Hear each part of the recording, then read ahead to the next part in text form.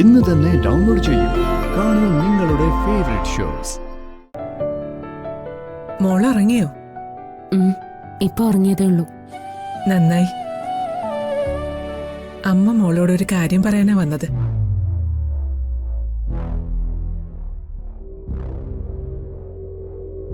എന്താ അമ്മ?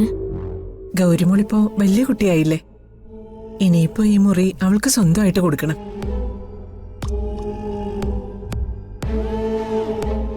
അവൾ ഒറ്റയ്ക്ക് കിടന്നുറങ്ങി ശീലിക്കട്ടെ. അയ്യോ, മോളെ ഒറ്റയ്ക്ക് എടുത്താനോ?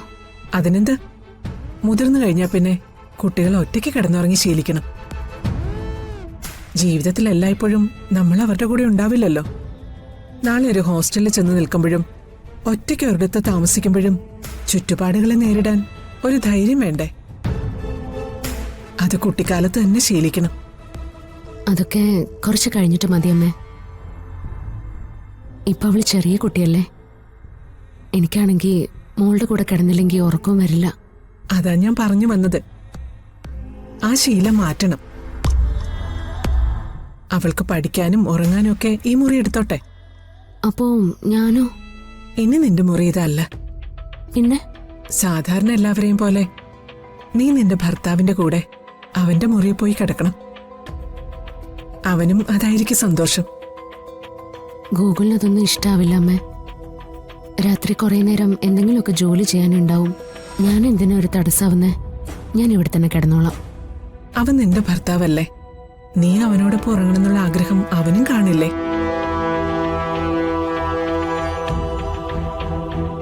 ഞാൻ മോളുടെ കൂടെ കിടക്കുന്നോണ്ട് എന്തെങ്കിലും ബുദ്ധിമുട്ടുണ്ടെന്ന് ഗൂഗിൾ ഇതുവരെ എന്നോട് പറഞ്ഞിട്ടില്ല. അത് മാത്രല്ല, ഞാനില്ലാതെ ഒറ്റയ്ക്ക് മോൾ ഇവിടെ കിടക്കുകയില്ല.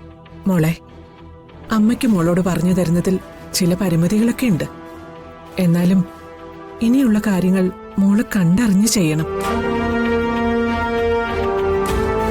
സ്വന്തം ഭർത്താവിനെയും അവന്റെ ആഗ്രഹങ്ങളെയൊക്കെ മനസ്സിലാക്കാൻ കഴിയുന്നവളാ യഥാർത്ഥ ഭാര്യ. പിന്നെ എന്നും ഗൗരിമോള് മാത്രം പോരല്ലോ. ഗൗരിമോൾക്ക് ഞാനും ഗോകുലും ഉണ്ടല്ലോ. പിന്നെന്താ?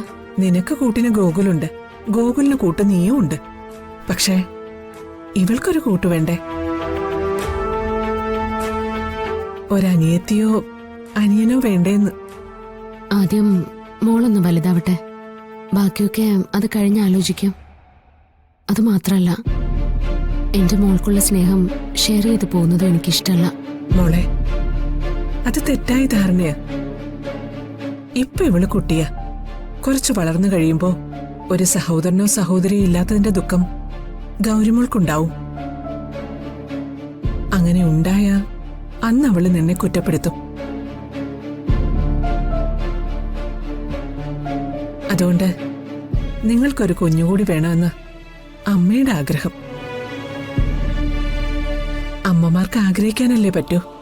അത് സാധിച്ചു തരേണ്ടത് നിങ്ങൾ മക്കളുടെ കടമയാ. ഇനി മോൾ ആലോചിച്ച് എല്ലാം വേണ്ടതുപോലെ ചെയ്യ്.